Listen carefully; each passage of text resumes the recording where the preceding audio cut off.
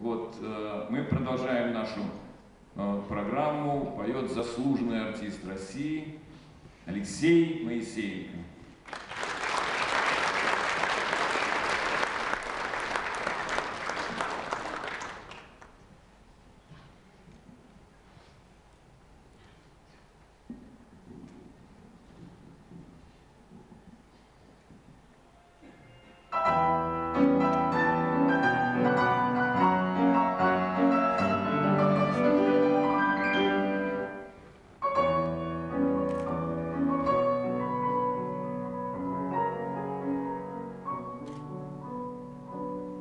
Две гитары зазвенят, жалобно заныли,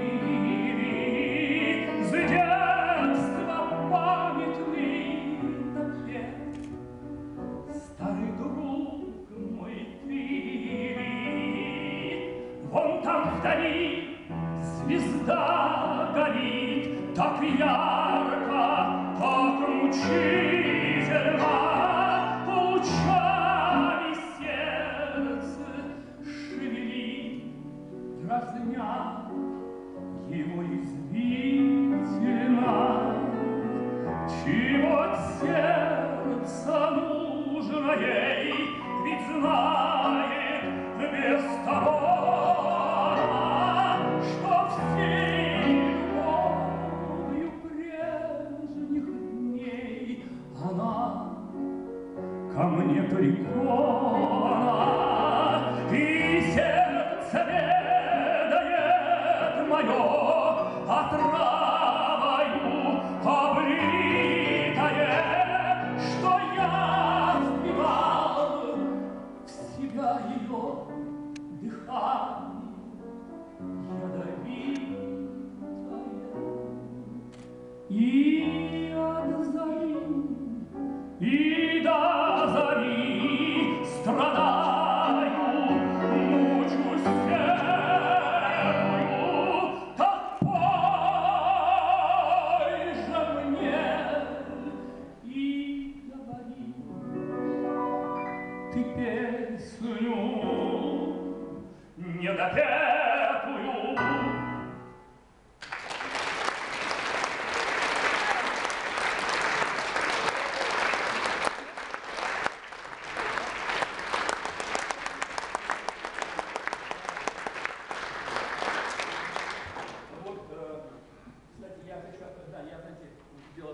Я хочу обозначить произведение, которое пел Федор Иванович Шаляпин.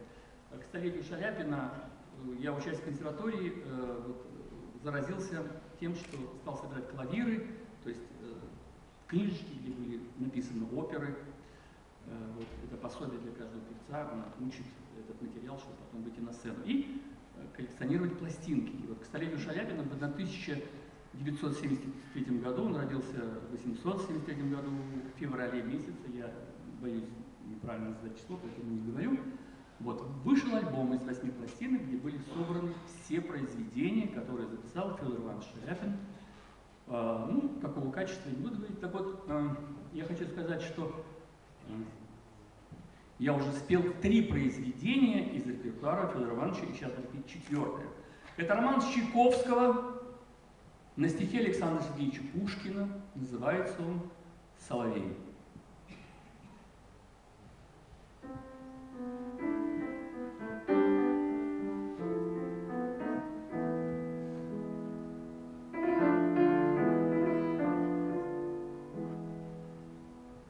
Соловей мой, соловейка, птица малая лесная,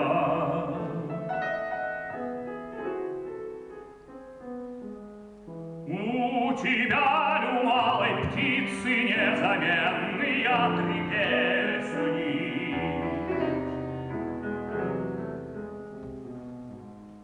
У меня ли, у молодца, 3 великие заботы.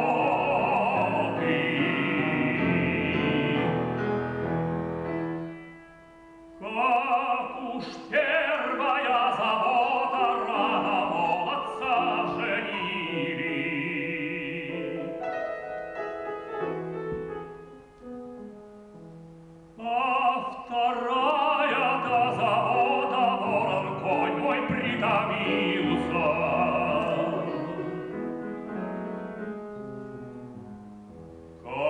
уж третья-то забота, красную девицу со мною разлучили злые люди.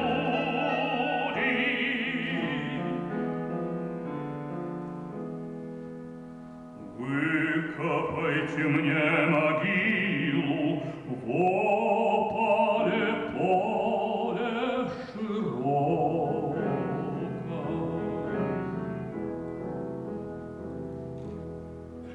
В головах мне посадите алые цветики, цветочки.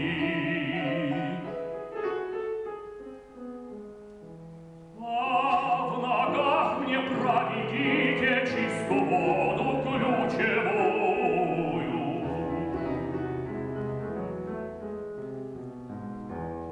Пройдут мимо красные девки, так сплетут себе веночки. Пройдут мимо старые люди, так воды себе зачерпнут.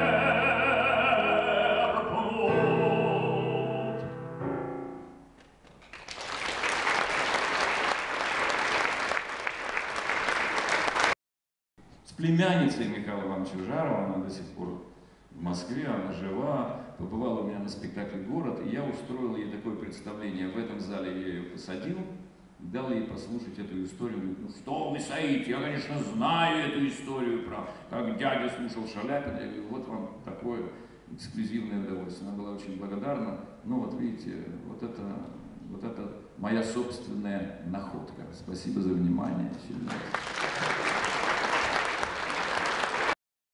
Дело в том, что Саид как бы работник цеха драматического, он драматический актер.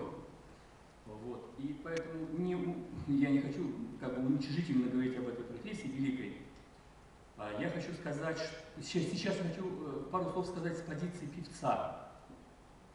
Дело в том, что этот человек, вы знаете, я всегда говорю, вот параллель такая, вот, если вот выходит ведущий, я видите, что ругать ведущий, вот такой Вахтанг Кикабидзе, вы знаете? Хороший актер, ну такой именно, да, молодец. Он хороший, мне ничего в нем нет вообще. Вот выходит ведущий и говорит: дорогие друзья, сейчас будет петь Вахтанг Кикабидзе.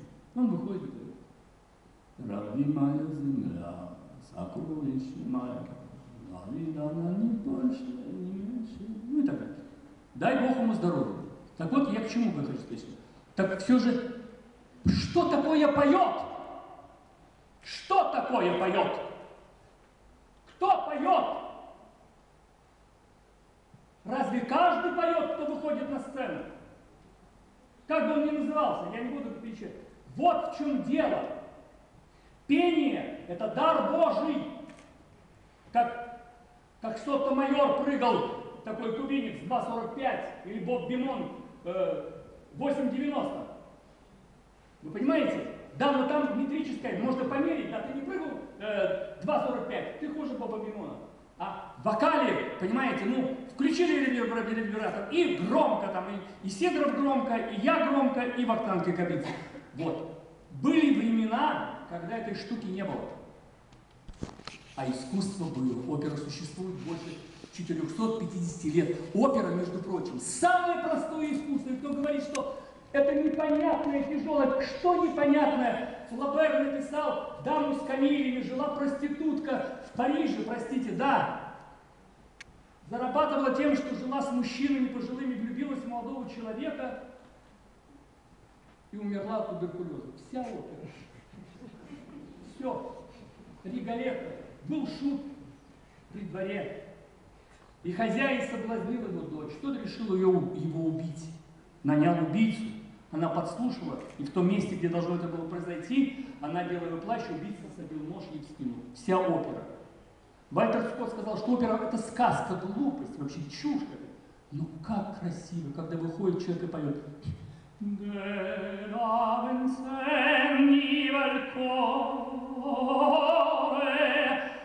среде был Мазини, Каруза или Марио Ланса. Но я есть я. Поэтому Федор Иванович не обладал каким-то феноменальным голосом, он обладал таким комплексом свойств во время вот действия этого, понимаете, что все тухло, все меркло. И получилось так, что вот это время увело вас, простите, пожалуйста, от нас. Ну, нет, Наталья, меня. Вообще вот, что никто не приходит вечером домой, включает интернет и говорит, послушай, Федор Иванович, как вот Жил-был король когда-то, при нем никто. Никто не слушает Марию Ланцеву. рядом мобиле кваль. Вот, поэтому и обидно, и хочется верить, что придет то светлое будущее. С этим. Вот, хочу сказать, дело в том, что я, когда учился в консерватории, я учился на первом курсе в классе Александра Ильича Батурина, это великий бас-баритон, он там трижды или четырежды лауреат Сталинской премии, он был первый исполнитель Вильгельма Теля. Он говорил о том, что когда Сталин любил очень оперу, он сидел всегда справа от центра ложи, и когда Вильгельм Тель там бросался с копьем, да, и вдруг выскочили на сцену два огромных чекиста с погонами, завалили Александра Ильича. Он был такой сильный, что он поднял их обоих по рукам, он такой здоровый, сильный человек. Вот, и Сталин ему дал Сталинскую премию, да, что он доиграл роль нелегкую.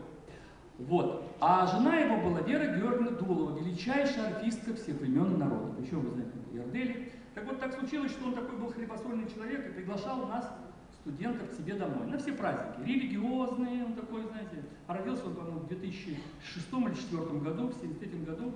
То есть это человек с традициями, теми. Кстати, это был первый певец, он и Мигай, которые были направлены Министерством культуры, наркоматом культуры Российской Федерации в Италию учиться. И они обучались у величайшего баритона, его звали Бастианини. Вот. Это единственный человек, у которого на пластинках была корона. Я всегда говорю, что мой дедушка-вокалик был Бастианини. На монгольском языке вы поймете, что это красиво. Красота. Ведь и монгольские женщины бывают красивые. У меня еще одно... Вы извините, пожалуйста, что я... Слове, но тут сидит молодежь, вот что мне хотелось сказать. Это есть такой эпизод, описанный, кстати, самой дочкой Шаляпина, Марфой Шаляпиной. Федор Иванович уже был в тяжелом состоянии, в Париже он умирал от лейкемии, рака крови, и он неважно себя чувствовал. И вот он появился в комнате, где дочка занималась, она там, елка, звезда, что-то прилепляла, так сказать, взяла лестницу, залезла куда-то туда, в Поднебесье. Федор Иванович сидит внизу и наблюдает, как она занята этими украшениями. Вдруг он ей говорит: ты знаешь, Марфа, вот эту звезду нужно вот сюда вправо, так будет гармоничнее, интереснее. Она говорит: я и не слушаю его толком, и опять куда-то там влево. Он говорит: ну неверно, но ты сама почувствуй, вот так будет лучше, вот посмотри, это интереснее, гармоничнее. Вдруг она это все обрывает, она говорит: так, встал и сам сделал, понял? Это дочь рассказывает. Говорит: папа встал бледный, запахнул свой халат и тихо вышел. И когда он умирал, она подошла к нему прощаться, и он говорит жене: я ее так любил, а она... Это я к чему рассказываю? Есть наши старшие с их удивительным опытом, которые зачастую хотят нам его передать, но мы не в состоянии это принять. Оно жизнь, все записывается на жесткий диск. Это я обращаюсь к молодому поколению. Учитесь у старших, учитесь у великих мастеров, учитесь у любого человека, который появляется в вашей жизни. Если вы способны воспринять, вы только наберете. Вот абсолютно откровенное признание дочери Шаляпина о том, что произошло. Гениальный отец жил рядом, и дети, которые не умели это принять. Мало того, Когда он умирал, и они стали делить это наследство, это было страшно, ужасно, потому что что-то оставалось и так далее. Ни один из них не унаследовал части вот того таланта, который был у него в реализации. Это все были интересные, неординарные люди, и тем не менее, по моему глубочайшему убеждению, и не только моему, каждый человек гениален по-своему. И невероятно, где он проявляет себя, в какой профессии. Но у человека есть возможность развить себя. И вот такая фигура, как Федор Иванович, он невероятно для нас значим, потому что он человек, создавший себя. Вы видите, как эти люди, как они делятся знанием, самосозидания. Счастье, что вот такие люди, как он, они не только были, но они и с нами, чему свидетельствует сегодняшний вечер.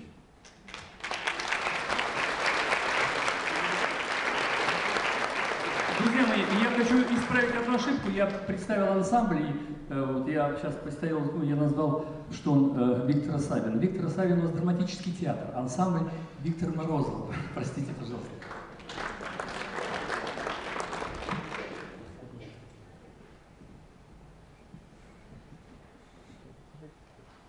О, эту песню я люблю. Полюбишь ее второй раз? Давай, Ваня.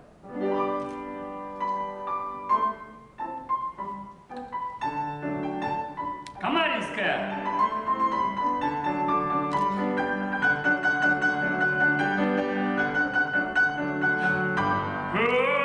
Эх ты, сукин сын, камаринский мужик, заголил штаны, по улице бежит. Он бежит, бежит, покрёвтывает, свои штаники подёргивает, картузишку нахлобучил на бекрень, у трактира ошивается весь день, бородёночка козлиная, не короткая, не длинная.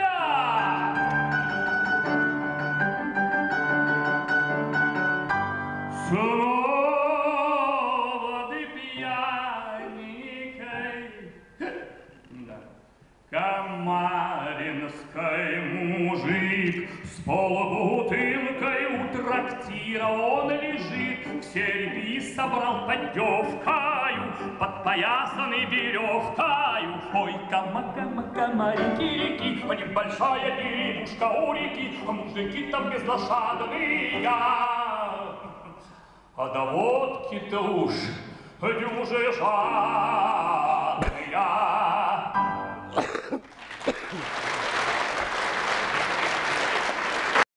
Из-за острова настрежения сейчас да.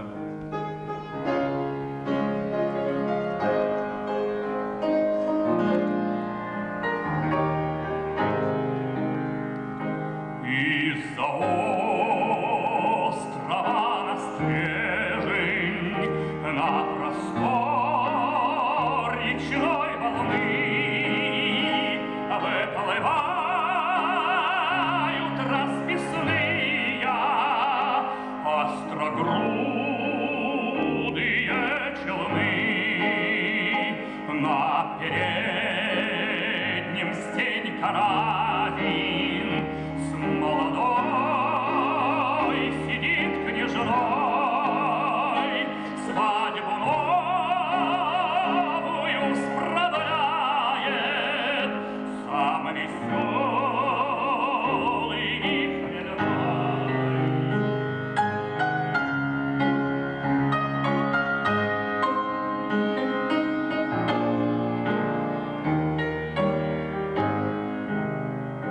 Позади их слышен ропот, нас на бабу променял. Только ночь с ним провожался, сам на утро бабой стал. Этот ропот и насмешки слышит грозный атаман, и он мощною рукой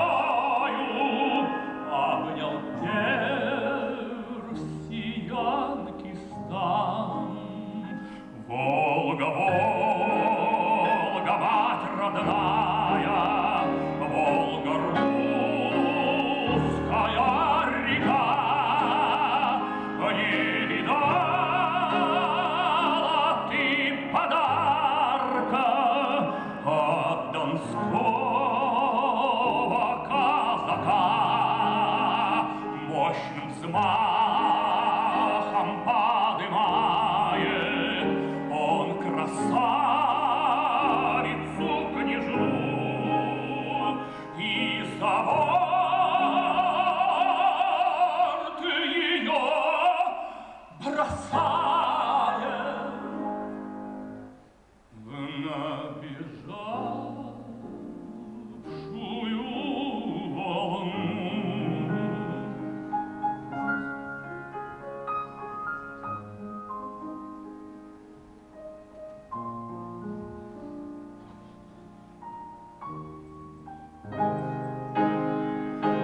Чтобы черти приуныли, ну-ка, братцы, все пляши, грянем, братцы, удалую на помин ее души. Из-за острова на стрежень, на простор речной волны уплывали расписные острогрудые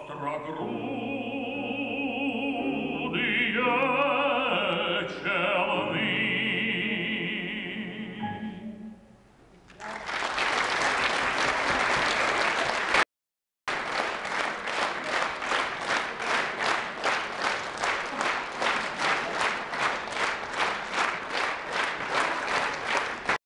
Видели и баннеры, и афиши, да? Но у нас есть рояль Густав. Сейчас на сцену выйдет самый большой бриллиант нашего оперного театра. Несравненная, знаете, как это, помните, это, про этих ребят, корона российские, несравненная,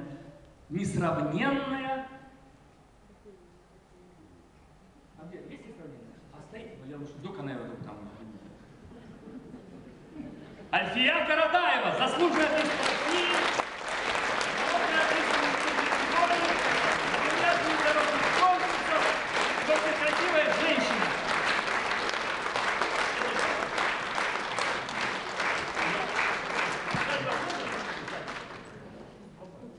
Это вам, что вам говорит?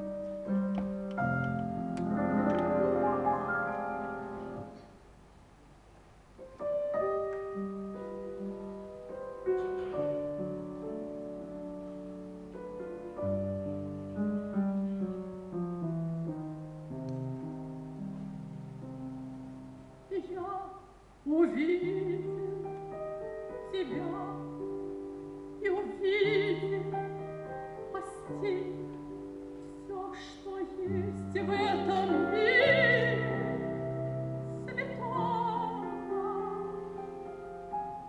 Я тебе бы сказал, что люблю каждый миг, но я знаю, ты любишь другого. Глядя в очи твои, внемля песни твоей, я шепнул бы заветное слово,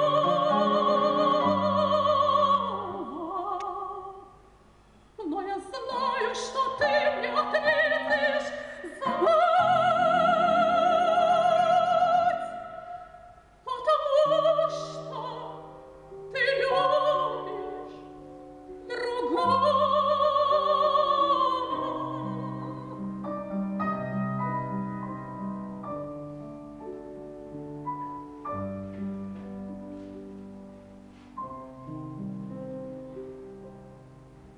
Я бы грезил тобой и не спал бы ночей, и от пения пьян хоровод не сводил бы с тебя я влюбленных очей, но я знаю, ты любишь другого. Глядя в очи твои, внемля песни твои, я шепнул бы заветное слово,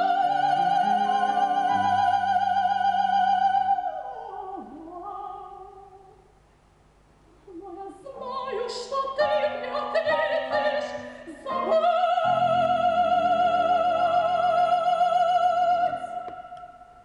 потому что ты любишь другого.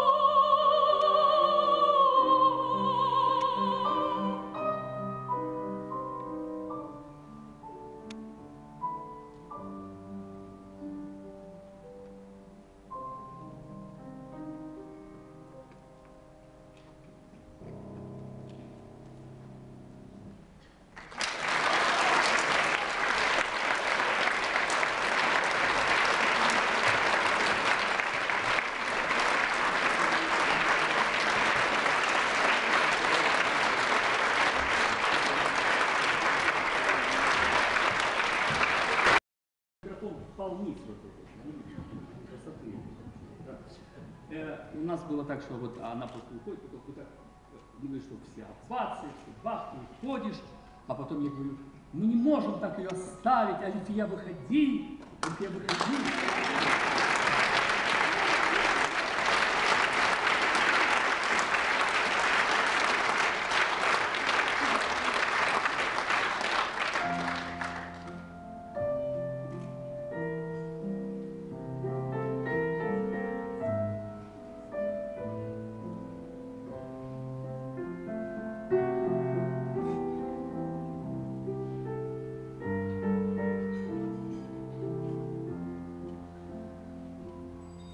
Лишь только вечер затеплится синий, лишь только звезды зажгут небеса,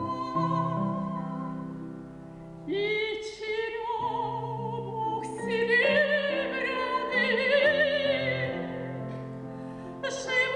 жемчугами украсит роса.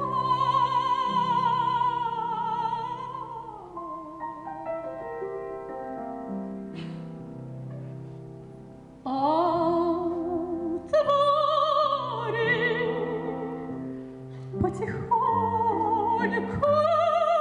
калитку и войди в тихий садик, как тень. Не забудь потемнее накидку, кружева на головку надень. Там, где гуще сплетаются ветки, у беседки тебя подожду. И на самом пороге беседки с милый хвост кружева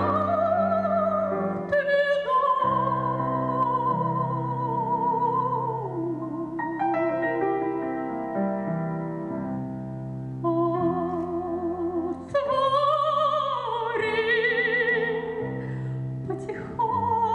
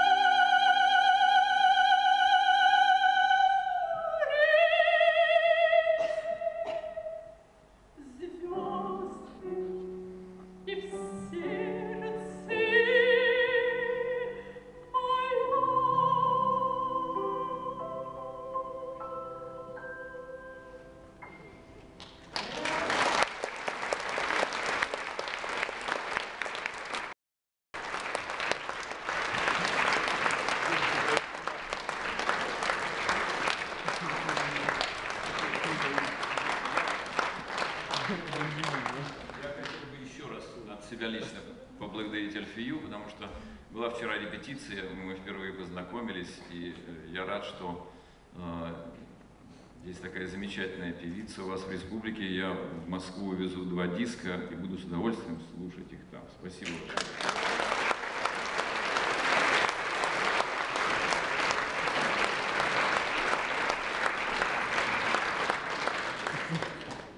Да. Красиво, я постараюсь. Молодая, красивая, замечательная певица, солистка государственного ансамбля имени Виктора Морозова Асья Кыя, лауреат премии правительства Республики Коми имени Валентины Есевой, чудесная Екатерина Урочкина. Катя, пожалуйста.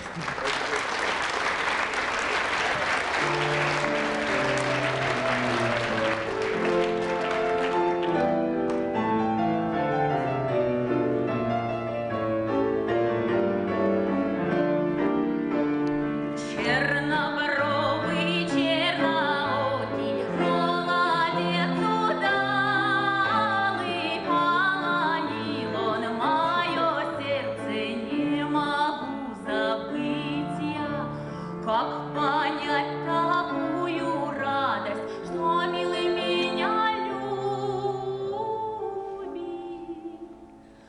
Побегу к нему навстречу, крепко обойму я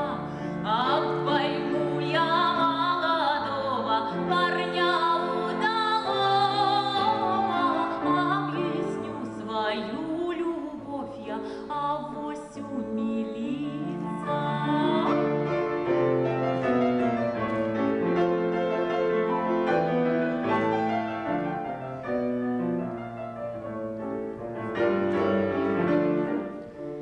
Я зато его любила, что порою ходит по утрам раным раненько, вечерам поздненько, чтобы люди не сказали, ближние не знали про меня. Вы молоденькую отцу не сказали.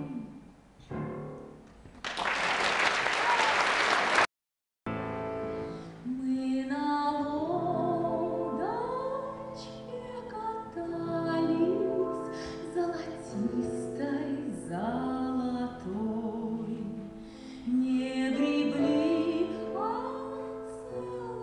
целовались, не качай, брат, головой. В лесу, говорят, пару, говорят, растет, говорят, сосенка, слюнилась молодчиком веселая девчонка.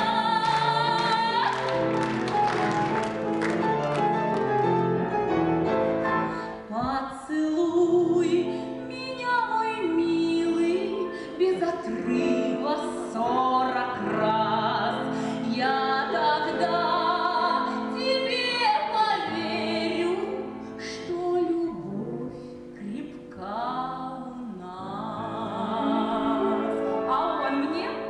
А ты, говорит, ходи, говорит, ко мне, говорит, почаще. Ты, говорит, носи, говорит, мне пряников послаще. Вот такое вот.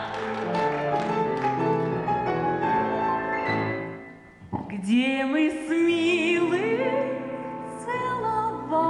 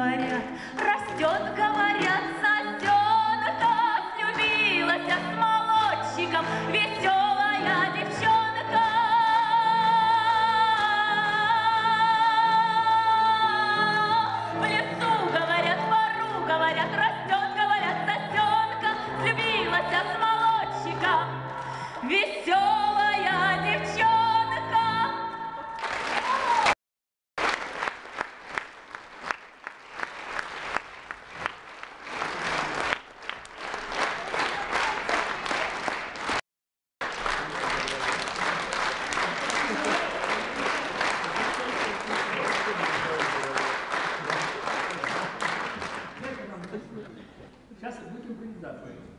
Я всегда, когда мы сейчас поем, Леша всегда красиво. так, значит, что там? Песня грустная.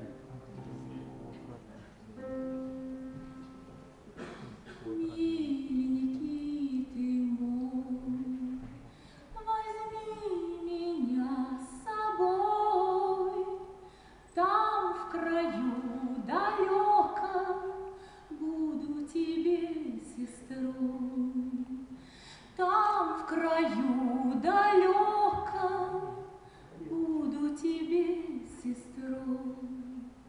Милая моя, взял бы я тебя, да там в краю далеком есть у меня сестра. Там в краю далеком есть у меня сестра. Миленький ты мой, возьми меня с собой. Там в краю далеком буду тебе женой. Там в краю далеком буду тебе женой. Милая моя, взял бы я тебя, да там в краю далеком есть у меня жена. Там в краю далеком есть у меня жена. Миленький ты мой, возьми меня с собой. Там в краю далеком буду тебе чужой. Там в краю далеком буду тебе чужой. Милая моя, взял бы я тебя, да там в краю далеком чужая ты не нужна.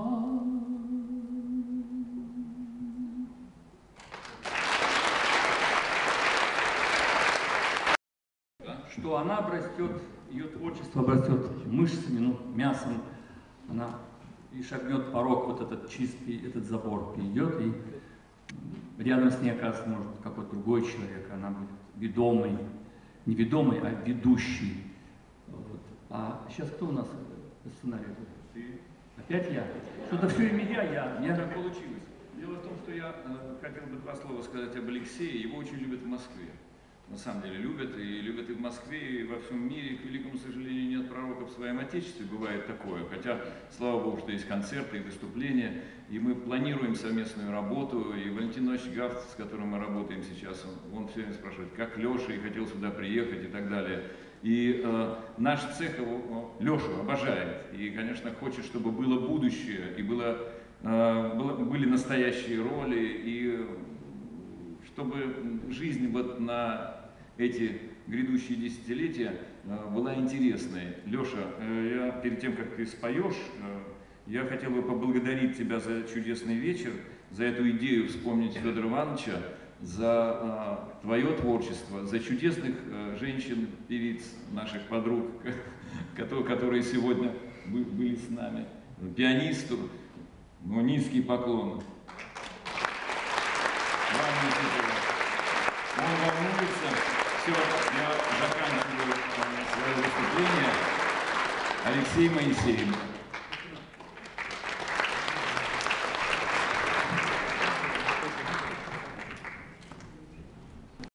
Николая Свиченко. Хочу сказать такую вещь, что вы, послушав текст, я потом скажу вам, кто его написал и сколько было лет этому человеку, когда он написал эти слова. Пожалуйста.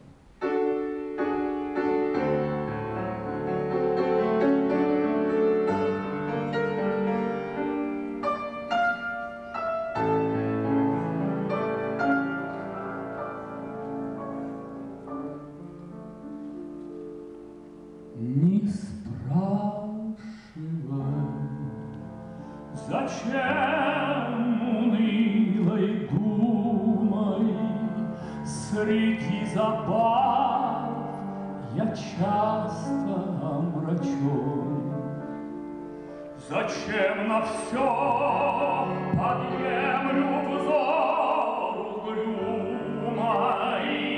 Зачем не мил мне сладкой жизни сон? Не спрашивай, зачем душой остылой я разлюбил веселую любовь. И никого не называю милой. Кто раз любил, тот не полюбит вновь.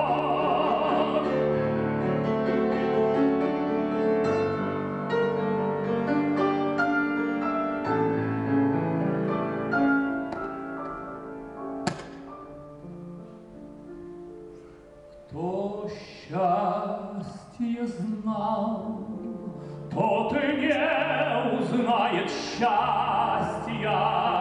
На краткий миг блаженства нам дано. От юности, от некой сладострастия останется уныние одно. Останется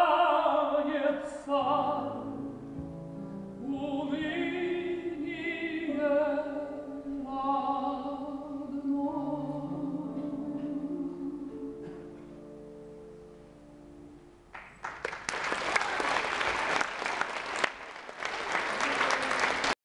Александр Сергеевич Пушкин, ему еще не было 17 лет.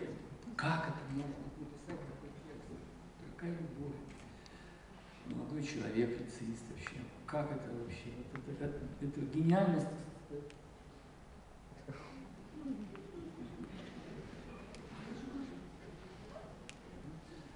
Потом оставим на переговоры, что будем петь еще, кажется, еще 1,5 часа. Как будем петь,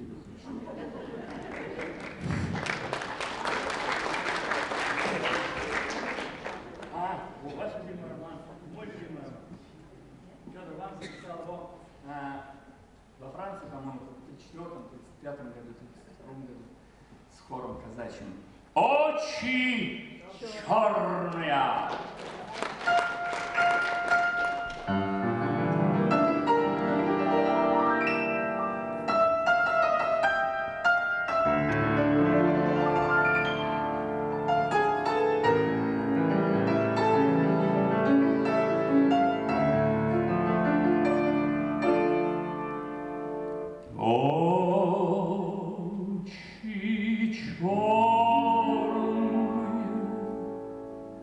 Очи страстные,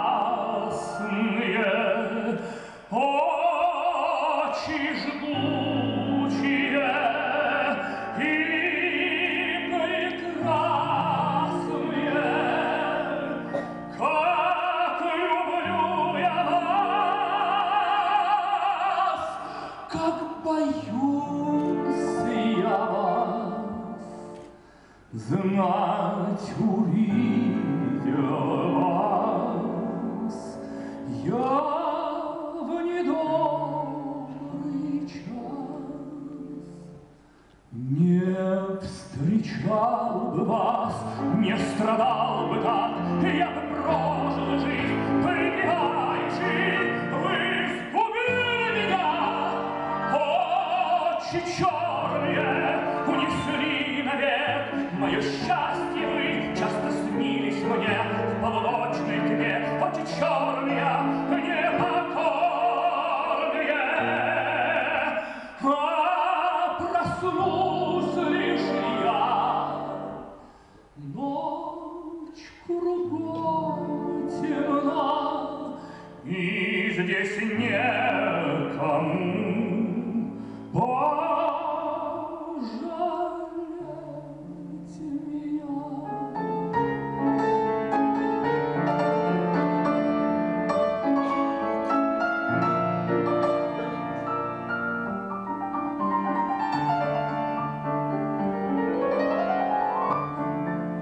Очи черные, очи страстные, очи жгучие и прекрасные, потерял покой. Как увидел вас, буду век любить, буду петь про вас.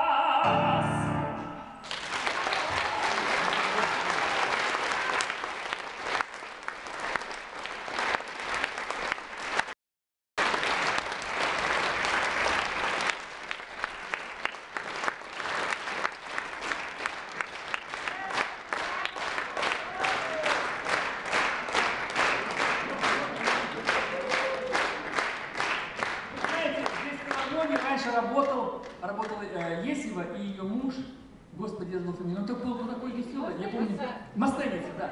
Я помню, на каких-то гастролях в Ускуломе давно я приехал из Питера, и мы поехали. И вот там тоже хлопают, он такой говорит, что вот все записки пересылают, простой, никто посылку не пришлет. Потом все хлопайте, хлопайте, только не ухлопайте. Всем нравится. Закончу я песней, которые не имеют никакого отношения к творчеству Шаляпина. Я думаю, что он никогда не пел. Но вы знаете что? Он говорит, как бы я мечтал быть тенором, чтобы спеть Германа. А я пел этот спектакль больше 40 раз.